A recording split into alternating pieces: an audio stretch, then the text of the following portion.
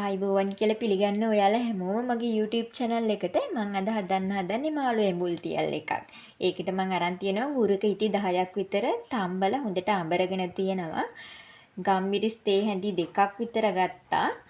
තව ගත්තා ලුණු ගත්තා තේ හැඳි එකහමාරක්. දැන් මම මේ ටික හොඳට කලවම් කරනවා.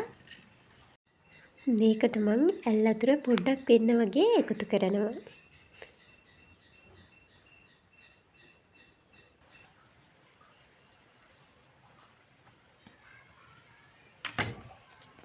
ඊපස්සේ ආපහු මේක පොඩ්ඩක් දියාරු ගතියට එනකන් හොඳට කලවම් කරගන්නවා. දැන් පේස්ට් එක ගානට ඇවිල්ලා තියෙන්නේ. දැන් මම කලින් මාළු එක හොදලා ඒකට ලුණුයි ගොරකයි දාලා ටික වෙලාවක් තිබ්බා විනාඩි 10ක් විතර. දැන් මම ඒක ගන්නවා. මාළු කැලි ටික අරගෙන මේ මං හදාගත්ත පේස්ට් එකේ හොඳට දවට ගන්න ඕනේ.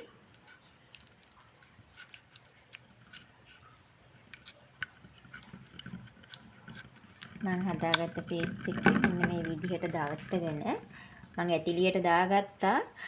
කරපිංච ඉටි 4ක් 5ක් දාගත්තා. තව සම්ප කෑලි 2 3ක් දාගත්තා. ඒ කුඩින් ඕනම තියන්න ඕනේ.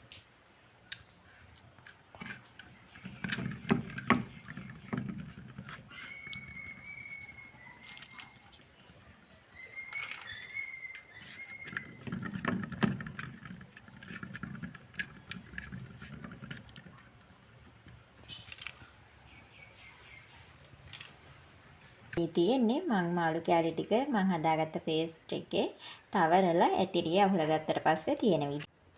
දැන් මම පේස්ට් එක හදාගත්ත භාජනයටම වතුර පොඩ්ඩක් දාලා ඒ ටික තමයි මාළු එකට දාන්නේ උගේ. දැන් මම මේකට වතුර පොඩ්ඩක් වගේ වෙන්න දානවා.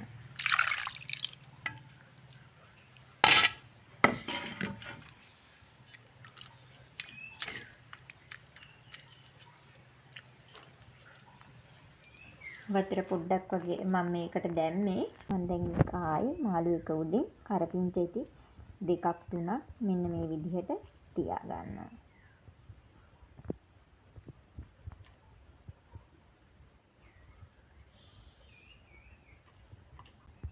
දැන් මම මේක ලිපෙන් තියනවා.